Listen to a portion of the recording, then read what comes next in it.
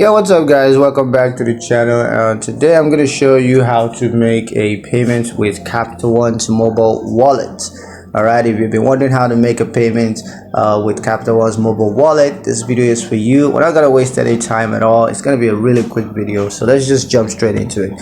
So the first thing you want to do is to open the Capital One mobile app and sign into your account. And once you sign into your account, you just want to click on make a payment button, and that's going to help you to access the payment portal. Now once you're there, you want to enter the payment information, including of course the payment amount as well as the payment date. And then you're going to review the information to make sure everything is correct and accurate. And once that's done, just confirm the payment. So yeah, that's pretty much it on how to make a payment with Capital One's mobile wallet.